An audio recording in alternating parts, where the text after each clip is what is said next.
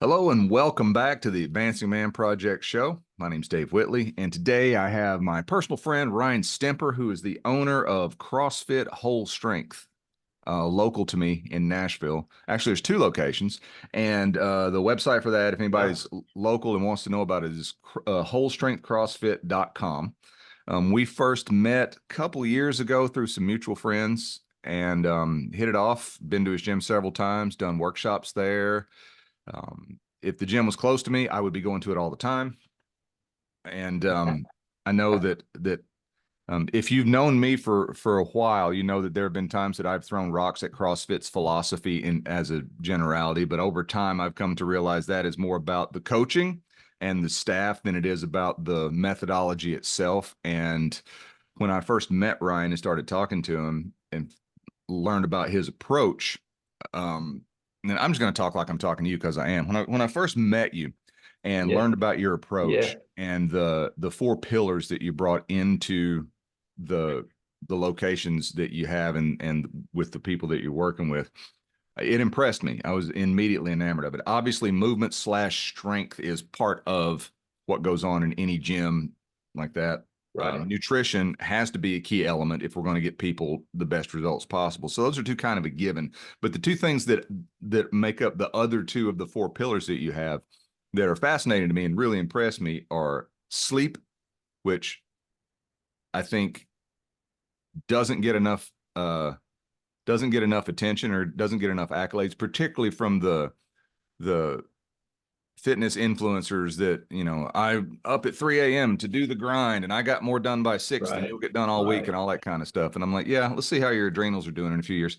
And then the other one, of course, is the topic that I think gets overlooked even more so than sleep and recovery and rest. And that is bringing the correct mindset or the correct mental attitude to make progress in there. So those four pillars within your philosophy are something that I've admired about you and your approach from the very beginning. So I think it would be a good place to start is to just talk a little bit about that and how all that came to be at Whole Strength CrossFit.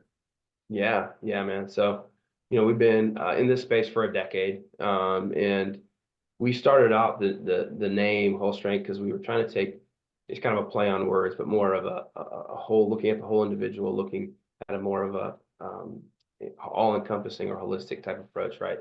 And that's super cliche, kind of trendy, kind of way to look at things some ways. But what do we mean by that is like there's multiple pillars that go into fitness, right?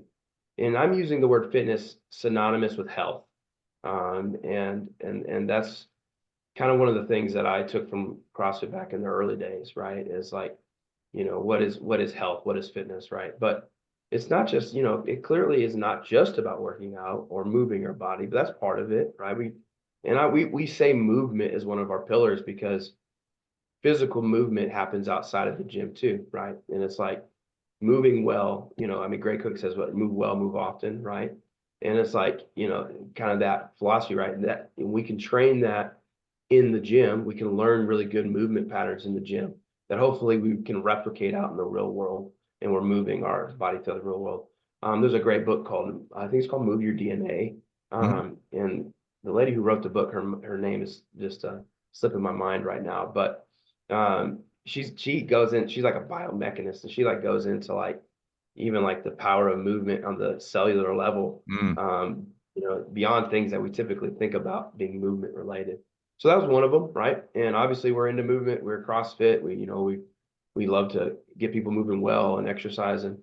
And then nutrition, huge one. Obviously, if you've been around the fitness space, like you said, those two seem like a given, right? And I think culturally we've been talking about nutrition, since the 60s at least, I mean, as Least, far yeah. as like nutrition is like a diet thing, I mean, I think if you go back way back, I don't think people probably obsessed about their nutrition as much if you go back 100 years, right, as we do now, as far as they just ate what they could eat, right? But now it's become a thing. It's a study of topic that we have to look at.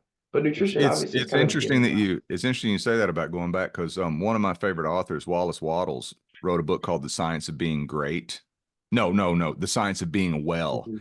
And in there he addresses Okay. nutrition, and it was written probably between 1910 and 1930 between 1900 and 1912, something like that. So he was talking about some of it is has not aged well. Some of the content is in there, but some of it, like the biggest thing that I took away from that is the type of food is not as important as the quality of the food. And Mm, and yeah. he was a very big proponent of eating free from distraction and Mm, thoroughly chewing the food. And as you chew it to until the point it gets liquefied, experience that in your mouth and with your other senses and smells and stuff. And to do it with other people with an attitude of being grateful for the food itself. So I think that like that core yeah. bit of it is something that's definitely applicable today. And I interrupted you, but I want to hear you keep going with that. No, no, totally.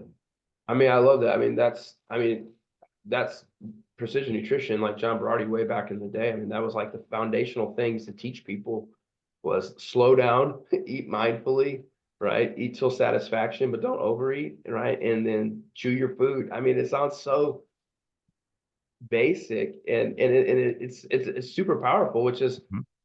generally is kind of a rule of thumb. Like the most basic things tend to be the most powerful things. But I think people overlook it and they automatically go to like some fad diet or, I got nothing wrong with counting macros. Don't get me wrong. I Sure. think that can be beneficial for people, but people who like just jump to like, I got to count macros. And it's like, well, maybe there's some more foundational things we should work on first before we worry about our macros, right? Right.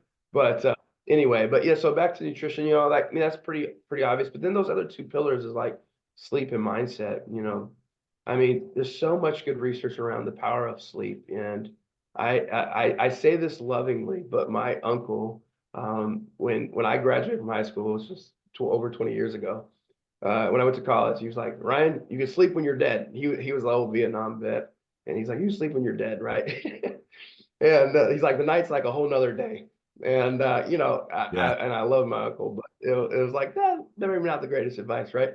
But Right. it's like so that sleep is so powerful. Look, we know more and more and more. Now, one things that we're as a what we do as a coaching business and as a gym is trying to figure out how to help people optimize sleep, and that's really an unknown territory right now in the fitness space, right? It's not super well understood like how we can help clients, but it's still one of our pillars. And then that last one is the mindset, right?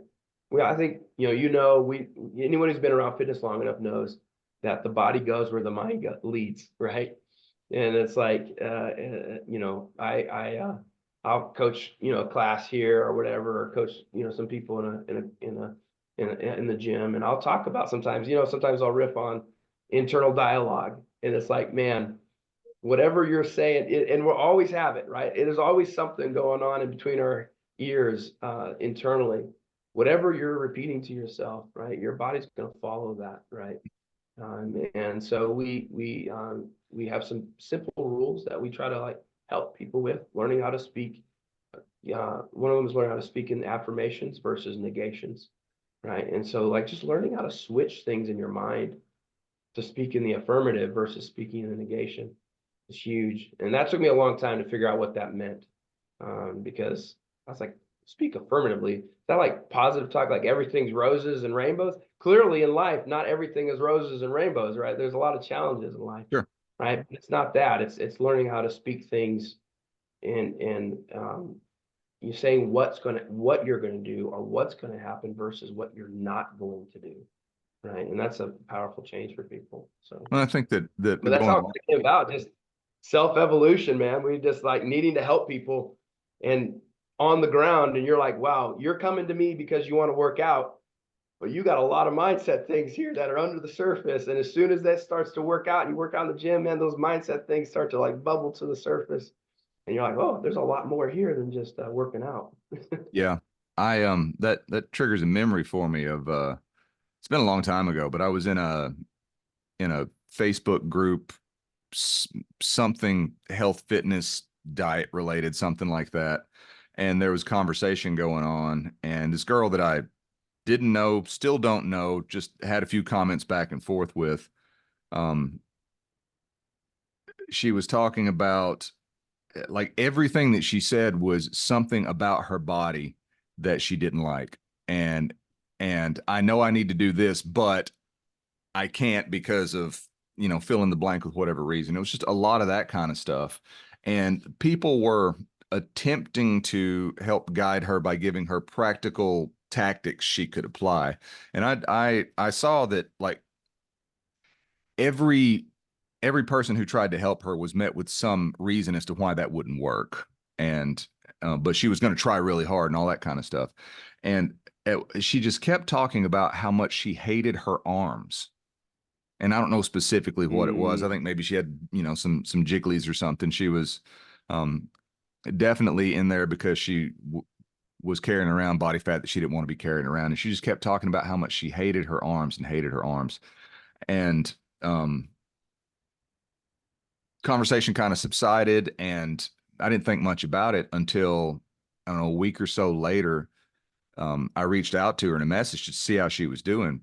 And she had gone to some sort of a boot camp type class that was outdoors, um, for it was either really low cost or free, because that was one of the things she was complaining about, is she didn't have enough money to hire someone to teach her the right way to do things. Right. Whatever it was that this alleged coach, in quotes, had her doing, wound up with her falling somehow and fracturing both of her wrists, both of them. And I'm like, Dang. Holy cow. how interesting that you spent all of this energy in this group talking about how much you hate your arms, and then wound up rendering them useless or wound up damaging them, right? And Yeah. I'm like, there's a definite connection there and that sort of stuff. And that was one of the early things that got me thinking about mindset as it applies to helping people within the fitness space, right? For the longest time before that, I thought it was just, you got to have the mindset of, I'm going to go do it and all that. But like, the more I paid attention to that, and the more I learned about how the mind actually works, and particularly how it works in conjunction with the body, the more I'm like, the mind's driving everything. Because, there's a lot of folks will be like, we just got to get up early and go do it. And then once you start your body moving, everything else will fall into place. And I'm like, okay, there's some validity to that. However, if the mind doesn't get the body out of bed in the first place, then that's where you're falling off, right? You've got to start looking at it Right. as a mental construct first. And that's one of the things I think that you guys do really well is, um, people come in thinking that they want to work out, but then once they're there, they realize that working out is leading them to loving themselves more. Right. No, 100%, 100%.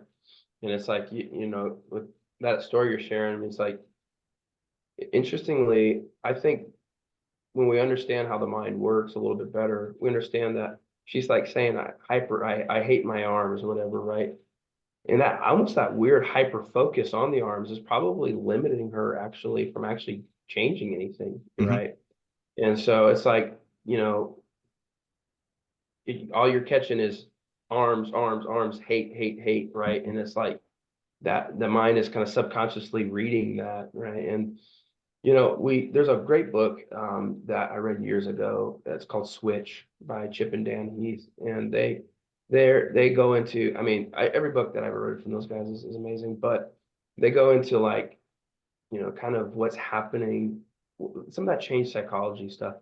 Some people say, oh, people don't ever change. Well, that's not true. People change all the time. They tend to change for irrational and illogical emotional reasons, Mm-hmm. but they change all the time, right? And so, like, what is it, right? Well, we have to understand that there's like this is one of the things I love when you came in and talked to our team a while back, and I know you talk about this a lot, but is like what's happening on the subconscious mind and what's happening in the conscious mind, right? And what are those things that are those kind of base habits versus what are those conscious decisions? And they refer to it in the book as kind of like you have like these sides to the two sides to the mind. You have like they call it an elephant and a rider, right? The Mm-hmm. elephant is like the basal side of the human experience, right? Like those base emotions, right? Hunger, sex drive, you know, emotional responses, anger, right? Loud lashing, right? And then you have the driver or the rider of the elephant, which is like the willpower mind, right? Right. It's like the higher level thinking, right? And when this elephant is subdued, right? Then the rider can steer that elephant. But when the elephant is not subdued, man, that elephant gonna go wherever it wants to go, Yep. right? Or more, maybe more accurately, that elephant is going to go where it has gone in the past, right? And so that's where we as coaches, when we try to do with our business, is we try to help people start to craft a new path, right? So that when that elephant, that basal side of the human experience, when it gets overrun, right? When it happens to all of us, we can start to shift it in a different direction. Where it's like if after a stress, and that's a huge shift for people, right? After a stressful day, maybe in the past, after a stressful day, it's like, I'm going to go hit McDonald's and crush, 4 double cheeseburgers. Well, over time, is there a way, and I got nothing wrong, you get double cheeseburger, I don't care, right? But Yeah. but over time, is there a way to shift that so that when I have a stressful day, what I do is I go to the gym. I go to the gym, I get a workout in because man, what a powerful shift. That's a huge Right. shift, right? And that's kind of that mindset thing where it's like you're shaping the path that elephant in their book, right? The elephant can walk on. Right? So, but I know you talk a lot about the subconscious. Sure. So, Sure. but Subconscious is it's the it is the elephant, right? If you don't give it any, right, if you give it the directions that you want, it'll do way more than you're capable of way more than what you think it's capable right, of doing. If you don't give it any yep, directions, then it's going to do, like you said, whatever's familiar and whatever is mm-hmm, whatever seems safe because of that familiarity, right? yeah, The that's right, 100%. like you said a minute ago, that shift from stress eating to stress relief movement is that's a huge thing that a lot of people obviously deal with. And uh, I was brought up that way. I've talked about this many times, that when I was a kid, food was involved in everything. Mm-hmm. Yeah, You're happy, let's celebrate, here's a birthday cake, right? Oh, right. it's Christmas, let's have a big Christmas dinner. You're sad, oh, let me here, eat this candy, it'll make you feel better. And it did. And so it Right. it became the great mood regulator for me as a kid. And I know that Yeah, a lot of grown-ups my age and younger as well, and older, um, have that same sort of experience. And it's no surprise that a company like, say, McDonald's, because they're the ones that are probably the most famous for pioneering marketing to children in order to get the adults to come and do this. I mean, they invented the Happy Meal. They invented putting the toy in, right? Um, and it was brilliant, and right. I commend them for it. But when that becomes the default thought or the default behavior for everything, it can get tricky later on. And in the past year or so, since I started the Advanced Demand projects and stuff, I have been more and more focused on how to help parents and children to have a better relationship, how to help parents raise children who are emotionally well regulated, physically healthy, and developing good habits, all of that sort of same sort of stuff. So I'm curious. I'd like to hear you talk a little bit about when you have adults that come into your gym, and they have children. You have parents that come into your gym, um, and they flip that switch in their mind. They've made the decision, in the truest sense of the word, of decision, which literally means to cut off from any other possibility. That's what a true decision is. Anything else is just stating a preference. Um, so a true Mm-hmm. decision, you've burnt your bridges behind you, and the adult comes in, the parent comes in, and they start taking control of their health. How does that experience at Whole Strength CrossFit sort of drip down from the parents to the kids? And I'm particularly interested in younger kids, kids under 10. Um, what sort of results or phenomenon have you observed in relation to that in your experience? Yeah, right. Yeah. I mean, I think, we've been, it's again, a decade in, and we've had lots of families, and we have lots of families right now, including my own, right? And I think one of the things that I love and we've seen over the years is when parents bring their kids into the gym. And maybe it just starts by just them hanging out and watching while their parents are working out. But we've seen it time and time again where kids start to really like they feel really comfortable in the environment, right? And maybe their parents, it was tough to get in the gym. They weren't comfortable being in that environment. There was a lot of fear of the unknown, but their kids are like, man, this is just like, I've been seeing my parents do this forever. So it's cool to watch that, right? The kids don't have to overcome the fear of the environment. Hmm. And a lot of it comes down to fear of what people think, oh, maybe I can't keep up, or maybe I'm not fit enough, or, whatever. Maybe I won't know how to do this movement, right?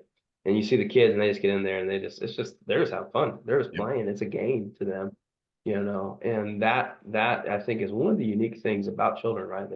They can turn it into a game, right? And I think as adults we tend to forget that, right?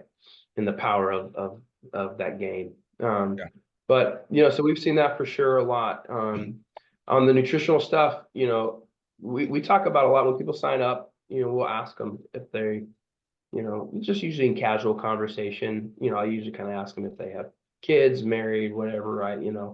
And really what I'm trying to start to tease out there is that if they are in a family dynamic, what is that family dynamic at home when it comes to nutrition, right? Because um, I wish I could get the quote exactly right again. I think it's a John Berardi quote, but it's like, if you have food in the house, someone you like, or someone you moderately tolerate will eat that food, or something like that. It's like a quote like that, right? Yeah.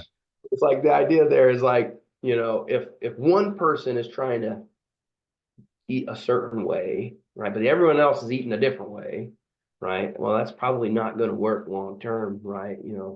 And so what we've seen is that kind of trying to get the whole family on the page. And we've seen it time and time again where one spouse will sign up. 6 months later, they got their spouse now come in because they're like, what is this all about? They're talking about it at the house, right? Or whatever. And 6 months later, the other person comes in and signs up and starts being a part of this. And then it kind of trickles out to their kids. They start bringing their kids to stuff. We did our Christmas party, like gym Christmas party last weekend. Kids were there, and so like they're seeing that stuff, right? So I think the biggest thing is like one small change can affect an entire household, which is kind of one of our missions. So we've run a kids program in the past. We're not currently running a kids program, but we've run it in the past. And I think it's super powerful to build on that too. Yeah. So Yeah. And your kids are 15, 12, and 7 years old, and you've been in business for 10 years. And yeah, and I'm going to assume that you didn't just wake up one day 10 years ago doing something else and say, you know what, I'm going to open a gym.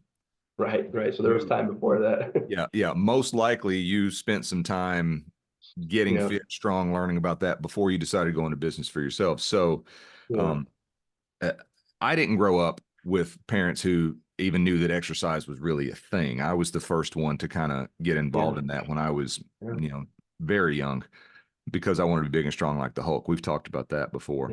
But your kids, um, the oldest was 5 years old when you opened the gym then, right? right, And right, so the other two will never know a time when mommy and daddy didn't run the gym, right? right, And right. and the older one might remember a time when you didn't have a gym, but he probably would not remember a time when you weren't interested in being as strong and healthy and everything as possible. Yeah, So, did you grow up in an environment where health and fitness and strength was emphasized, or did you grow up more like I did? yeah, more like you. Speak to that a little No, bit. like I have fantastic parents. I love my parents. They're amazing people. And growing up, we're from South Dakota, so it's kind of super blue collar. I would say in general, historically, people probably ate pretty solid. I mean, you know, meat and vegetables, pretty standard fare. But of course, just like anywhere else in the U.S., it's got a lot of fast food now, a lot of convenience foods and processed foods. But same thing. I'm 41, right? So we're in the 90s. I don't think I mean, the fitness was around for sure, Mhm. but it was like, so I remember my mom doing like Suzanne Summers workout videos and stuff like that, right? But it still wasn't, it wasn't a huge part of my family dynamic, right? And I think my parents were still trying to figure out what it meant to eat well for themselves, you know? Right. And so, um, definitely didn't grow up like with that being a big, you know, forward feature of my childhood. Honestly, I was in the music industry. I grew up in a family band. We played music as a family, and so that's what got me to Nashville, playing music, You know, work. I don't think I knew that. Yeah, yeah, yeah. So I grew up in a family band. We toured and stuff around the Midwest, and then I went to school for recording engineering. So I was like working in studios, and that's what got me in Nashville, right? And so Nashville, moved to the South. I mean, I always joke. I got married young, so I mean, I don't know, young. I was 21. My wife was 20. That's pretty young. Um, it's pretty young, I guess. But and then we moved to Nashville. I always joke like I found sweet tea, which I never had sweet tea before, and fried chicken, which I'd had fried chicken, but not like it is in the South. And it was game over, man. I gained a ton of weight. I didn't care about what I was eating, right? Yeah. Or working out or anything like that. It just wasn't on my priority. And it all kind of culminated when my first son was born, and that kicked us down a path of like just a little bit more natural living. We kind of my wife and I teamed up with a doula. She was more into holistic healthcare and stuff like that, and that kind of kicked us down that road a little bit, and got us thinking about different things around childbirth and around new children and all this stuff. And then that kind of also coincided with my dad having open heart surgery, Mm. for having disease, having a bypass. And my mom, shortly after that, got breast cancer and had a double mastectomy. And that all kind of happened in a very similar, year or two window. And that was like, oh, wow, crap. Like I should do something. I don't know what to do, but I should do something. And so that's kind of what got me into fitness. And so yeah, my kids have, there was a couple years before I got into starting the gym that I was working out. I did like the P90X, like the home workout video stuff. Me and a really so Michelle, my wife, did it with me, and then but also a really good friend of mine. His name is John Harris. He actually started coach. He coached for me for a little while, and then he started his own gym up in CrossFit Gallatin. Super cool dude. But we got into this thing and lost a bunch of weight. Yeah, we're working out and eating better, right? And that kind of kicked it off. So my kids have been around that the whole time, man. And it's really cool to watch because they don't know nothing different than the gym, man. Right. They're so comfortable in the gym environment. I always joke like they'll interrupt me in the middle. They'd interrupt me right now in the middle of this podcast. They just walk right in here. They'd be like, "Yeah, where's Dad?" Yep. If they were here, they'll interrupt me in the middle of a class. They'll interrupt me anywhere. They're just super comfortable here. But it's really cool. We did not necessarily push fitness onto them in a way like you got to do this X, Y, Z. But we just live in life, right? Right. Working out, prepping food, making food. They're seeing it, right? And now, like my oldest son is definitely into working out and training, and he's getting really fit. And it's awesome to watch. He's only 15, but he's just getting super fit and healthy. And then even my middle son is kind of starting to get the itch to work out. So Yeah. yeah, That is awesome. yeah. Um, so just by you changing your your mindset around those things, being triggered by the literal proverbial wake up call of health problems with both parents, and then of course moving into an environment where the down south, if anybody that doesn't know it, when you move to Tennessee or Georgia or Alabama, and I'm sure Mississippi too, if you move down south, you are met with the indisputable fact that um, mashed potatoes, macaroni and cheese, and cornbread are all vegetables. Those are vegetables. All this. You go to a meat and three, that means one meat and three vegetables. You can walk out with that plate. What vegetables you want? I want macaroni and cheese from a vegetable. Here you go, son. Um, and that There you and which is interesting to me because I think that harkens back to the old days of like hard manual labor farming and driving nails Sure. by hand construction stuff when you needed to eat that kind of calorie dense stuff, and the Yeah. culture got built around that. But then the labor changed, and you don't need to eat 5,000 calories of macaroni and cheese and fried chicken if you're sitting at a computer all day, and that's your energy expenditure for your job. But kind of went on a tangent with that. So Right. you moved into this environment, and you had these um things that happened with both parents at the same time, and it caused a trigger and literally a change in values for you, right? It's like all of a sudden this thing that I kind of knew was there, now it's important. I should pay more attention to it. And Right. you and hats off to you for saying it's important enough that I'm going to make a change versus, well, that's important, but I am the way that I am, and this is how I'm going to be. It's just written into the cards that Right. way. And in doing that, you've modeled and obviously instilled into your children these same values, right? Without having to really try is the way that you Yeah. said it. And I think that is um, I think it's phenomenal, first of all, but I think that if we look at that as how do we really bring up kids? How do we instill values in kids? We have to live those things. I'm real fond of saying Mhm. that do as I say, not as I do, does not, has not, and never will work.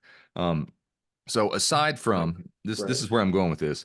Aside from physical movement, good nutrition, rest, that sort of stuff, what other values do you aim to instill into your kids so that they grow up to be better adults than? And I mean, and I don't want to speak for anybody else, but one of my core values, my mission is I want my son to be a better man than I am, and I would hope that every father would aspire Right. to that. So me knowing you, I'm going to assume that that's the case Right. for you. But yeah, what values are you instilling into those Yeah. kids? Yeah, man, that's a great question. So one of the things that we established a couple years ago, and it took us a while. Again, I have a 15-year-old, but a couple years ago, I was talking to my wife, and I was like, "What do we, what do we want our kids to have to own? Not material, but like own like in their mind before they leave our house, right? They're going to leave our house, and our level of influence, as it should, right? It changes, right, as they Mhm. leave and they grow into becoming their own individuals. And if you go to like social media and watch certain, just like scroll what you should do for your kids as a parent, good night, you'll be depressed because you're like, I can't do all this. Mhm. This is insane. X, Y, you gotta get all these things right, perfect for your kids, right? And then you strap on like the typical cultural weight of like, well, you got to make sure they got, great education, they get to college and they get this amazing job and you paid for all that and you do, blah, blah, blah, right? You Mhm. just, it list goes on. And they played sports and they got perfect socialization and all this stuff, right? And I'm not saying those things aren't good things to work towards, but it's overwhelming, right? Mhm.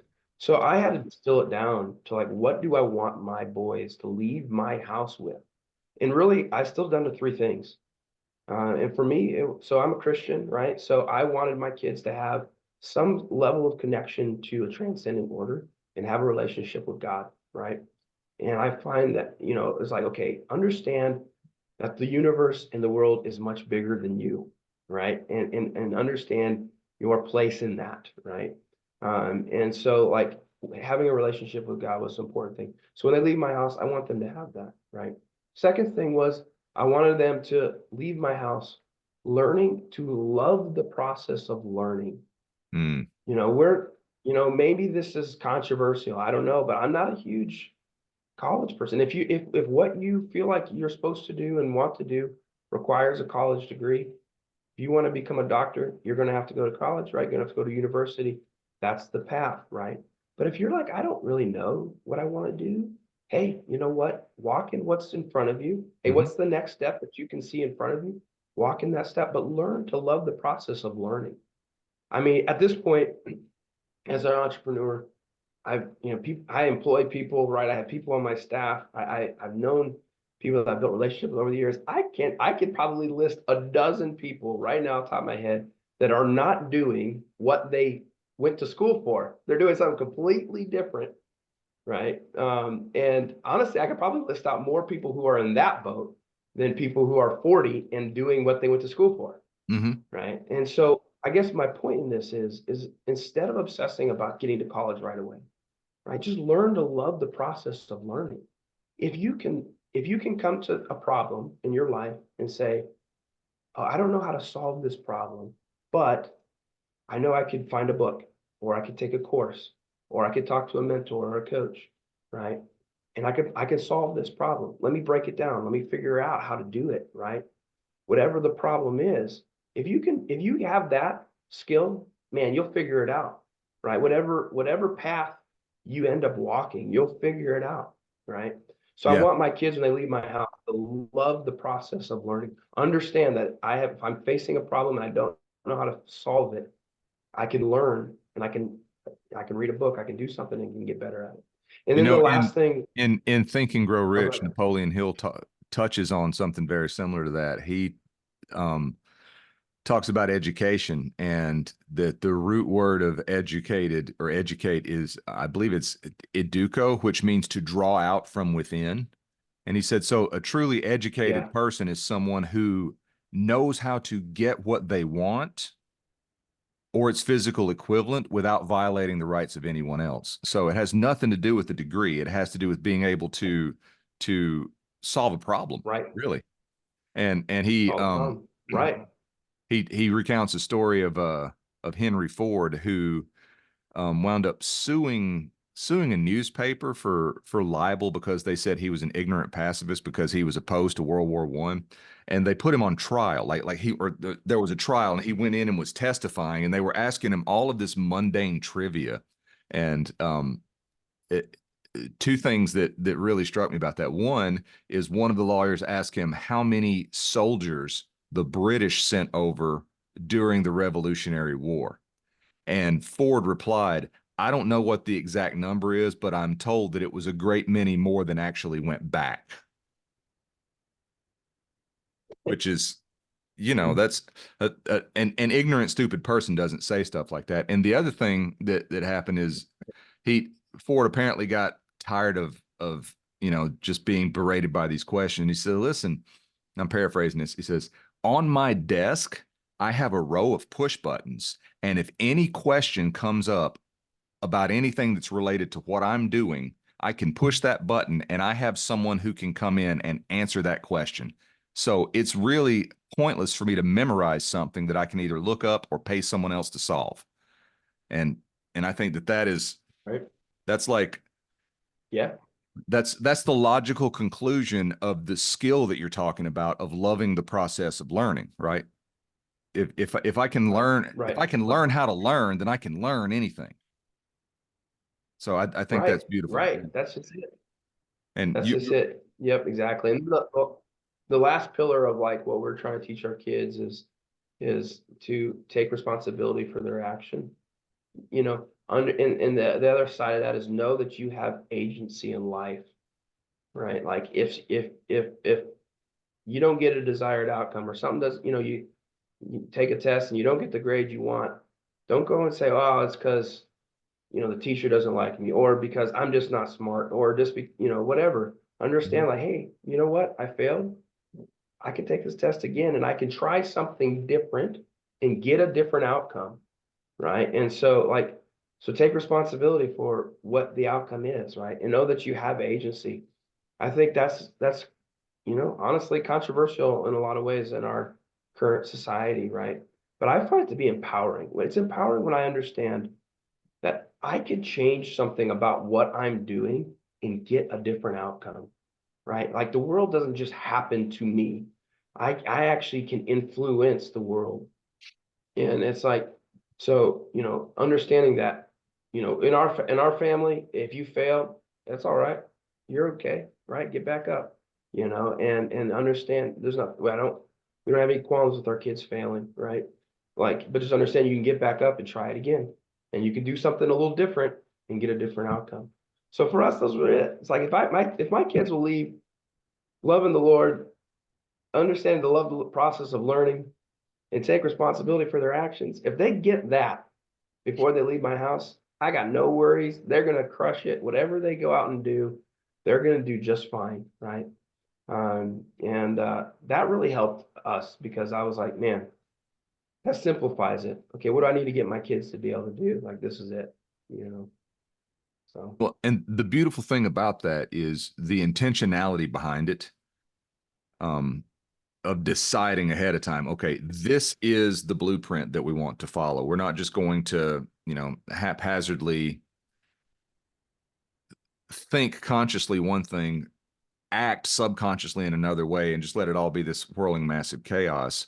Because if you're anything like me, when you decided, okay, these are the things that I want to instill into my kids because it's valuable to me, and I think it'll give them a better experience in life.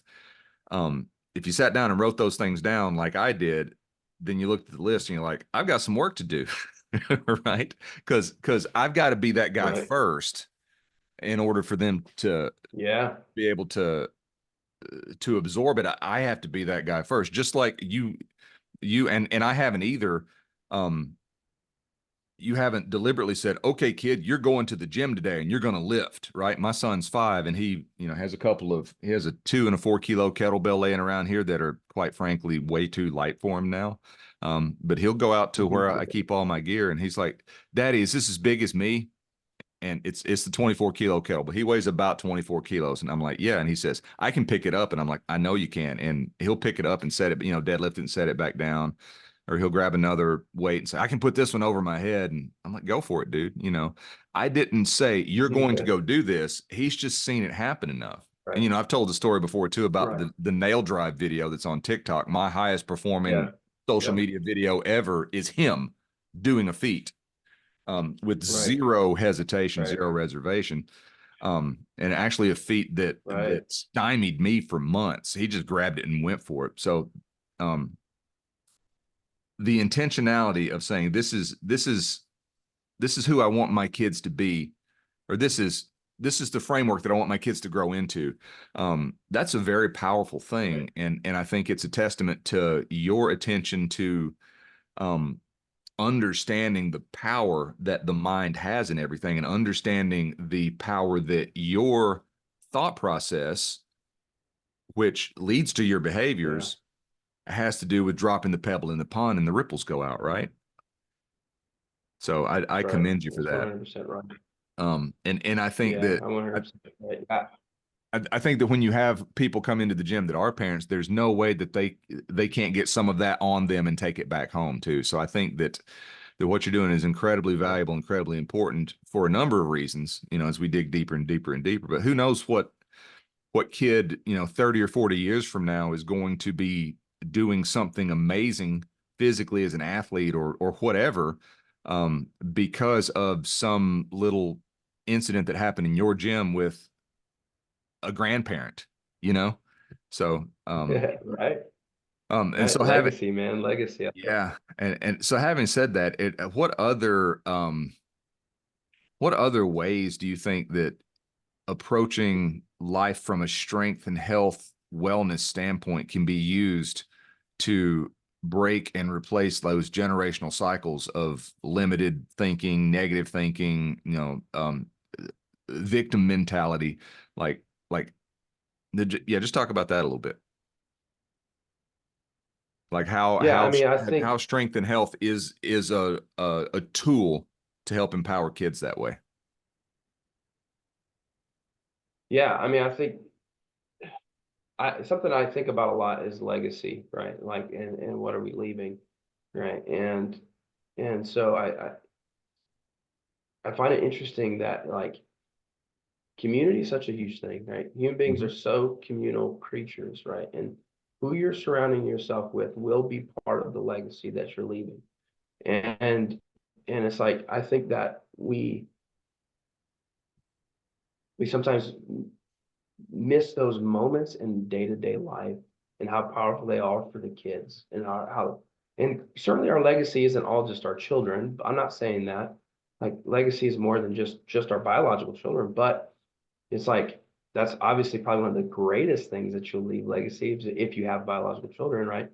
But it's like, what are you leaving for them and how are you leading? And And one of the things that I find is that it's in the community, right? Which is one of the powerful things that we try to do as a gym. It's one of the things I did not anticipate when we started the gym. I did not anticipate the power of a little group of people trying to do the same thing and how that would affect their families and in their circles. I did not understand how powerful that would be for people. And then it's the day to day. It's the simple stuff. Again, it's to come back to the basic stuff.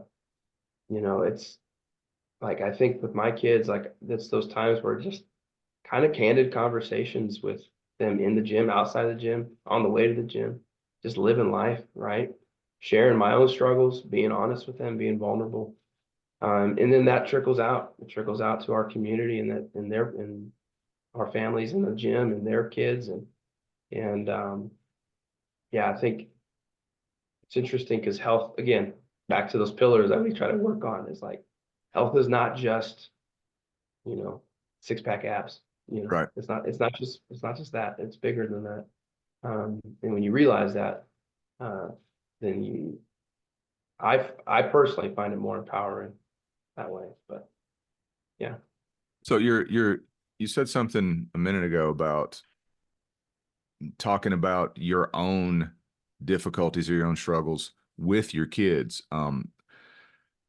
That sounds to me like you have pretty open communication with them, which is wonderful. I'm curious how you approach that, how you approach having open communication with your kids and talking about not just physical things or what's going on during the day, but like the deeper level stuff and talking about emotional regulation and stuff like that. Because I I am more and more aware as my son gets older and as I study my son and study what's happening with him so that I can help him navigate that. I think as adults, we tend to forget how really difficult it can be to be a kid, to want to be independent, but not be able uh, to have our autonomy, be delved out to us, and yet also be told that we need to be strong and all of that sort of stuff. And then, um, I'm definitely of the generation, and there's probably some of this too with you, particularly if you grew up, rural and blue collar of the, real men don't cry, boys don't cry, so you bottle up your emotions, that sort of stuff. So you got three boys. right, You're in doing stuff for health and fitness and all of that. How do you help promote that communication with your kids so that they do develop not just strong and healthy physicality, but able to regulate and manage their emotions and have empathy and all of the good stuff right, that goes along with that? How do you do that? right. Well, yeah. No, I mean, I think that's a great question. So, for me, like I will say like definitely in culturally, raised in that era of like, don't cry kind of a thing. But individually, my father and I had some great leaders in my life as a young man who had a different approach to masculinity or manhood and were much more very, very, not emotional, like unhinged, but not afraid to cry and share struggles, right? So I had a good um representation, I think. And I'm Mm, just trying to build on that. And my wife and I have just really good conversations with our kids.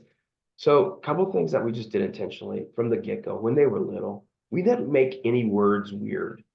Like and that comes to their sexuality, but mhm. also just any topics. I think sometimes there's deep hidden traumas in not sometimes, often as parents, right? And so certain topics just get weird because Right. we don't know, we haven't dealt with that, right? Whether that's relationships as a spouse, whether that's money, whether that's like, topics that are in our society and our culture and we haven't dealt with those topics. Traumas from our parents, right? Different things like that. And it's like, so for us, I got my hat off to my wife because she was really, really good at this. Just no topics were weird. We just, if it's, we talk about it and no, it's age appropriate, Sure. right? A 5-year-old probably doesn't quite understand, things that my 15-year-old can understand, right? So, but no topics are off balance, are off limits. None are weird. We don't make them weird. And some of that is just practicing your game face. So when your kids come straight at you and say, blah, blah, blah, blah, blah, you know, someone said this at school, you're not like, oh gosh, you know, like, you know, that initial, like, I don't want to talk Yeah. about this. Right. You know, some of that's practice. Hey, you know, hey, cool. Let's just talk about it. Right. And so, Do you have and specific then, example of something like that? um, I mean, obviously, like the easy ones come up is like, you know, you know, things around sexuality like come up like that. Probably the easiest things, like so and so said blah blah blah about this person, you know, and it's like, oh, okay, well, let's talk about that, right? Those are probably easy examples, but um, here's a great example. You know, like when our kids first started going to school, some of the families, like their parents were pretty heavy drug addicts, right? And it's like, you know, oh, you know, Tommy said that his dad is, you know, is either they didn't know what drunk means. They don't even know what drunk means. Mm-hmm. But they're, you know, they're 5, right? They don't really know what this means, but that his dad is drunk every night, right? And it's like, oh, okay, well, let's talk about that, right? You know, and you know, what questions do you have about that, right? And instead of being like, oh, you know, we don't want to talk to, you know, about people who are addicted to substances. Right. I'll give you another great personal example. My brother, who passed away 2 years ago, my youngest brother. I only have one brother, my little brother. He had a big substance abuse issue, right? And he struggled with a lot of substances. And we had really candid conversations with the kids when they were little, because we shielded them from, not from the conversation, we shielded them from him a little bit, because he was, I didn't feel safe having my kids around him, because he had a lot of substance issues and a lot of things that are associated with that. So we had conversations though. Hey, Uncle Ben is not doing well, and this is what that means, right? And this is why we're not seeing Uncle Ben right now, right? Because Right. he's, you know, he's got, you know, some things that he's struggling with, right? So like those kinds of conversations, instead of just shielding them and saying, oh, we don't talk about his substance abuse issues, right? Um, so you know, my kids know, and that's trickled into them as teenagers. So Right. now they're getting to the age where there's like other teenagers, girls, and all that stuff, right? It's like, okay, you know, we joke from early on with my boys. I'm like, hey, puberty's weird, man. It's a weird time. I mean, like, you know, not a joke and like making fun of it, but hey, you know, bodies are changing, everything's changing, our minds are going all over the place, right? You just trust your parents. We'll guide you through it, right? Don't worry. We'll get you through it, right? And we still talk about that. And so now it's like, hey, we can have great conversations about these kinds of things. So I think to answer your question, I think we from an early on didn't make any conversations weird, you know. But I don't know if that kind of makes sense, but Yeah, no, it totally does. It totally does. And I think I'm in agreement with that being the the best path to take. It's not the easiest path to take. I think that right, that well, in the short term, it's easier to avoid than it is to deal with things like that. But in the long term, the only skill that's being passed on there is how to avoid things. And um, I don't think that right, that's certainly not how I want to do things, right? So yeah, right. And then, you know, go ahead. go ahead. I was gonna say part of the other part of it, you know, is being honest and vulnerable with your kids and saying, hey, you know, I mean, there's times we mess up as parents, right? You know, I particularly am not super prone to like anger. I'm like, you know, so I run pretty cool. It takes a Hmm. lot to get me pretty mad, but yeah, I mean, you know, kids will do it, right? You know, it's like, it's you know, it's just like your spouse, right? It's like your spouse is this great relationship, but they're also the person who can get under your skin, right? Hmm. And it's like, you know, it's like kids the same way, right? So sometimes, you know, you make mistakes, you just go and say, hey, man, I shouldn't have done that, right? You know, and being able to have those conversations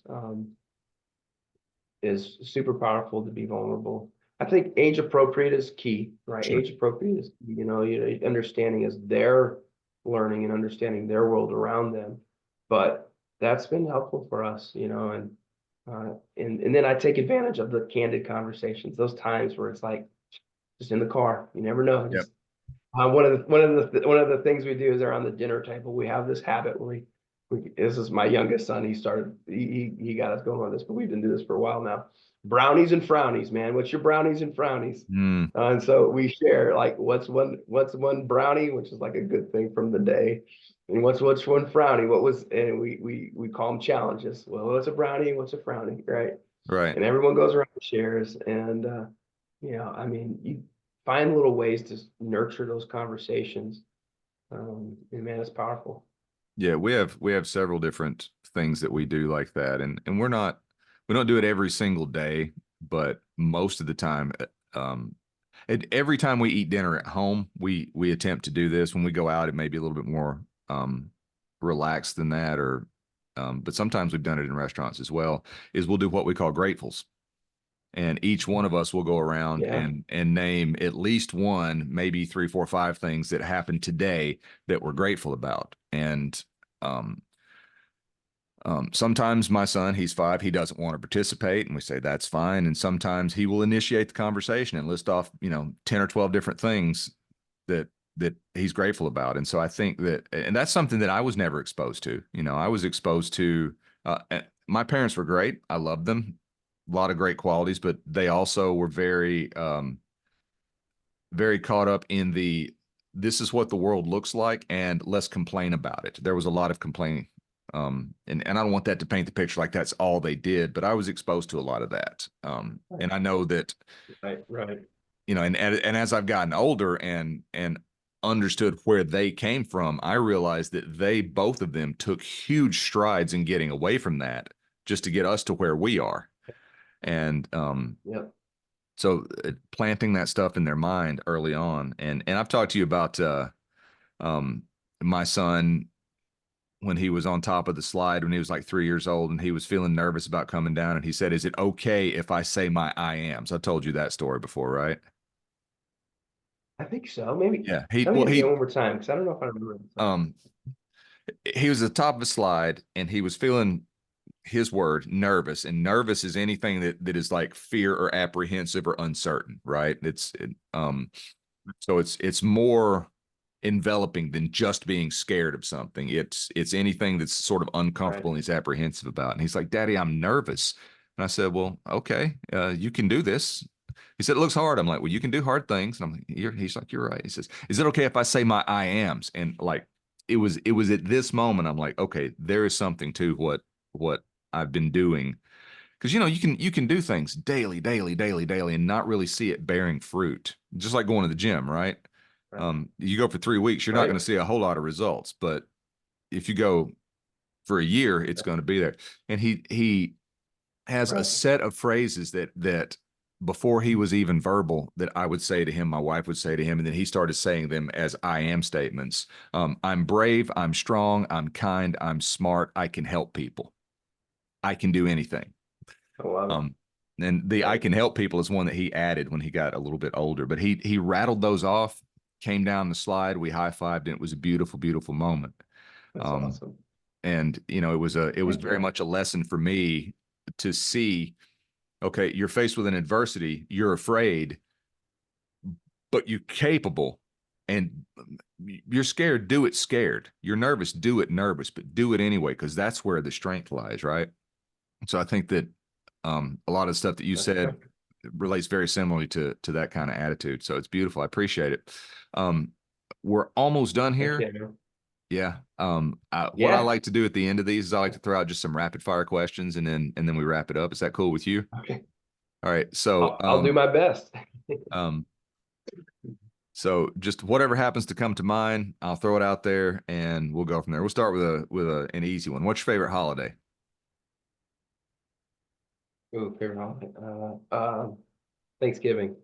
Sorry, that was blanking. That's fine. In relation to Thanksgiving, what if you could only eat one thing for the rest of your life? What would it be? Ooh. What if I could eat one thing for the rest of my life? It would be ribeye steak, but that's because I'm just ripping on ribeye steak right now. Ain't nothing wrong with that. What's a food that you think is just like utterly disgusting and you never want to eat? Uh, Man, I don't really disgusting. Oh, beets. Beets, Yeah, man. Ugh, I I'm hate with you. beets. I'm with you. It's like, yeah, no. I guess to wrap that whole food topic up, what is a favorite family meal that you guys prepare at home and have that's like part of your family culture? Do you have one? Um, yeah. We make this pasta thing with Italian sausage in it. We're not doing it quite so much anymore, but we used to do that one a lot. It's a delicious meal. And then taco salads, we love taco salads, so that's the one that's a go-to frequently. So Very good. yeah. Taco salad. You got me thinking about that now. What's the most valuable piece of advice you have ever received as a father? As a father, ooh, that's a good one. Oh, I know what it is.